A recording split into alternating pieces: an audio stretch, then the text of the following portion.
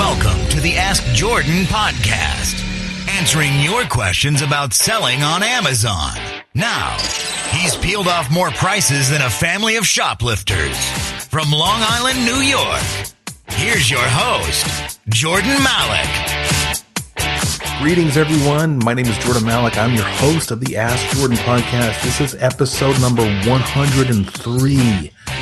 103 episodes to date. We've been doing this since March of 2013.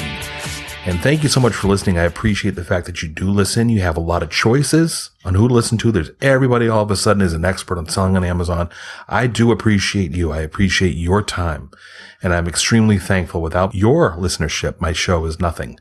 So the fact that you listen gives me great pleasure and it's a great honor. I do not take you for granted. And I hope to never give that impression that I take you for granted. I'm very thankful that you do listen. Before we get into today's question, I want to do a little bit of housekeeping. When you're listening to this now, when I'm recording this, it's late September. So early October, you're going to hear this episode. And you're going to be inundated with a heavily promoted, heavily advertised course. I cannot give you the course name because I received a legal cease and desist from their attorneys. Rhymes with a hazing, yelling, obscene. A hazing, yelling, obscene. It'll promise you the sun, the stars, the moon, rich livelihood selling products on Amazon. Yes, you can have a rich livelihood selling products on Amazon, but no course that is $5,000 to $6,000 is worth it, especially when there's so much elsewhere that's out there today in terms of learning how to sell on Amazon, whether you're starting out and starting with zero, or you're interested in private labeling. That's the hot new trend that is legit. That $5,000 plus course covers exclusively private label, how to sell private label products on Amazon.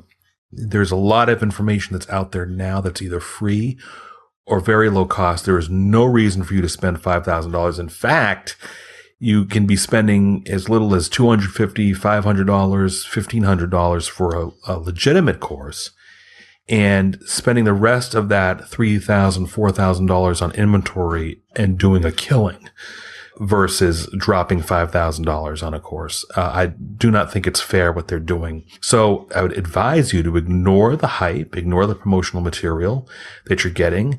Don't max out your credit card like some folks have done. They've come back to me and they said, Jordan, I bought this course. It was ridiculously overpriced and now I have no money and what do I do, etc. So my suggestion is here's two things. If you're interested in private label, which this $5,000 course is pushing, why not learn for free? No catch, no strings attached, from a very straightforward, honest guy, Scott Volker. He lives in New York. He's a business partner of mine, and he is one of the most honest, most straightforward people I know, and is very impassioned about private label. And he teaches that for free with his workshop. So head over to jordanmalik.com/workshop, all lowercase, JORDANMALIK.com/workshop, WORKSHOP, and I'll leave that link in the show notes. You can learn private label for free or get my free ebook on the best Amazon seller training, whether you're a beginner or intermediate and you want to learn who's offering the best honest courses and online training for selling on Amazon. Get my latest ebook over at jordanmalik.com/ASM, jordanmalik.com/A as in Apple, S as in super, M as in motor. That is my just updated ebook on the best Amazon seller training that I personally look at thoroughly and review for you so you can make the right purchase. In many cases in that guide, I back up your purchase. So say if the course is good for 30 days, has a 30-day guarantee by the publisher of the course, I actually extend that guarantee to lifetime in most cases there. So it's a 30-day or 60-day or 90-day. I actually extend your guarantee for a full year out of my own pocket. I explain all that in the book. It's free. jordanmalik.com/ASM. Today's question is from Steve. Go ahead, Steve. Hi, Jordan. This is Steve. I want to thank you for putting out the podcast. I have a podcast of my own, and I know the work that goes into it, so thank you very much. I also want to thank you for putting out the episode about garage sales. My wife and I went out today, and we bought almost $200 worth of items, and we're going to see a return on that of probably 400 to 500%. With several items that we bought were for $5, and we'll see at least $100 for that. And so thank you very much. I wanted to ask you a question about estate sales.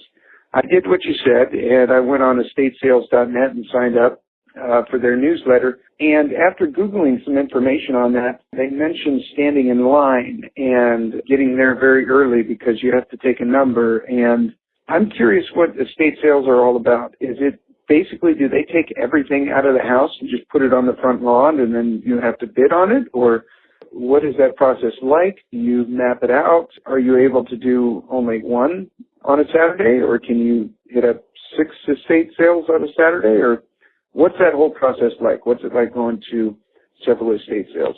Thank you very much and appreciate the podcast. Take care. Bye. Okay, estate sales. Steve, excellent question. So when my wife and I were starting out, and people still do this even though they're no longer beginners on selling on Amazon or eBay or what have you, they still go to estate sales. Steve is referring to a website that will show you, it's a very thorough website that's free, that'll show you local estate sales. And it's estatesales.net. Estatesales.net. Estate sales are where people usually have a home and they're selling their home, so they have a company come in who runs a sale for them. They sell like a lot of stuff in the house. So anything from picture frames to furniture to a car to all the belongings in every room to the closets, the clothing and bags in the closet, etc. So my wife and I had always done, and still when we don't do it anymore, but it's still very viable today in terms of Amazon products. What do we look for in estate sales? I like to look for books, particularly textbooks or out-of-print books, because there's books that you could buy at an estate sale for $1, $2, $3 that it will sell for, $10, $15, $25, $100 and up. CDs. Usually these estate sales, people are just trying to sell everything in their home. It's usually estate sales usually sometimes from a desperate situation. Somebody died or there's a divorce. And nobody wants to deal with selling the stuff, so they hire an estate sale company, a group of people that'll come in, and liquidate everything, even the kitchen contents, the booze in the cupboard, and the unopened cans of food, and the silverware, and everything is sold. So it's more the people that go to estate sales there's probably some people that are looking for collector's items, from paintings to antiques. Many eBay sellers will go there, but yes, occasionally you'll see a professional online bookseller who's got a scanner scanning stuff. And that is where we have done extremely well with books, used CDs, used toys. You can sell used toys on Amazon. Amazon calls it collectible toys, with or without the original packaging, with or without the original instructions. As long as it's 100% complete, clean, and works as it should, you can sell used toys. Amazon calls them collectible on Amazon. My wife and I have done extremely well selling plush toys, pre-owned plush toys, used plush. Again, Amazon calls them collectible. I wrote the book on that. I don't want to brag, but I was selling used toys on Amazon when everybody says you're not allowed, and you are. They just didn't read the rules correctly.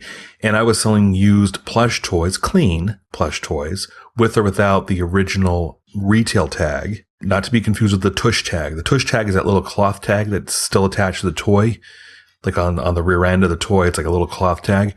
That cloth tag is cut off. Probably not a good idea to sell it. I don't think anybody would want that. But even if the retail tag was torn off, you can still sell plush toys, used or new.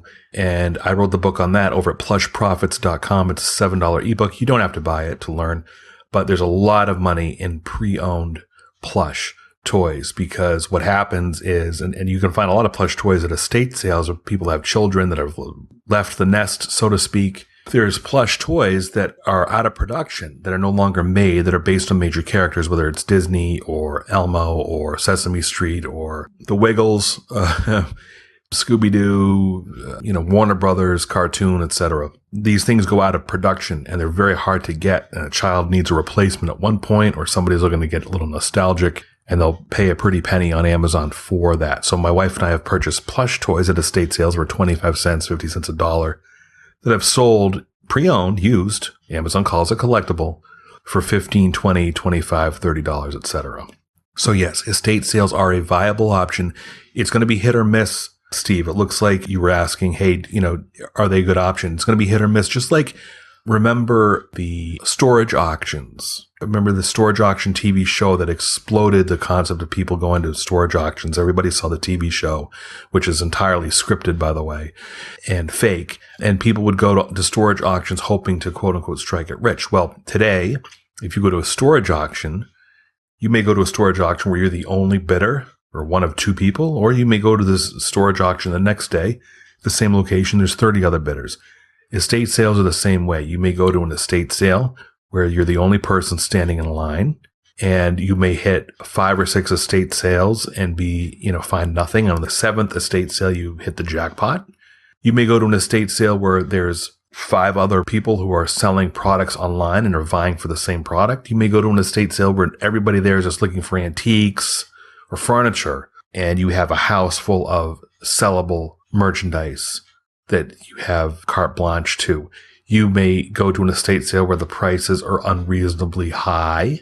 The homeowner or the group running the estate sale has a big chip on their shoulder and they're determined to get 20% less than retail on everything that they're selling. Or you might go to an estate sale where they just want to liquidate everything and they'll take any offer. So it's really hit or miss. Your ideal thing, Steve, is after heading to a few, you want to consider training somebody how to do it and then passing the baton to them. Get them the same, if you're using Profit Bandit app that I use on my phone to scan barcodes. It's by Seller Engine. It's called Profit Bandit. I've talked about it in plenty of previous episodes. You want to get them the same app. It's a lousy $10 a month, and teach them how to scout and determine which products are good for reselling or not, and hire them under the table. I'm not encouraging you to do something illegal, but, pay them cash or find a relative to do it, so you don't have to do it yourself, and that frees up your bandwidth to pursue sourcing on your own. Pursue different channels of sourcing while you have somebody doing your estate sales for you. The same person can go do yard sales for you when it's yard sale season. Again, the high lucrative potential of finding stuff in garage sales, yard sales, is equivalent for estate sales. So I hope that gives you a great start, Steve. And I want to express my appreciation for you calling in that question. Steve gets all 7 of my ebooks about selling on Amazon and eBay. Steve, just go to AskJordan.net, click on the small envelope icon near the upper right-hand corner of the page. Send me an email so I know where to send your ebooks to. And if you, the listener, want to submit a question to the podcast and have a chance to win all my best-selling ebooks just like Steve, call my hotline. It's the automated answering machine, 516-619 online. That's 516-619-6654, or go to AskJordan.net and scroll down. Look for the directions on submitting your question. Hey, thanks again for listening. You've been listening to the Ask Jordan podcast. We'll see you again in our next episode.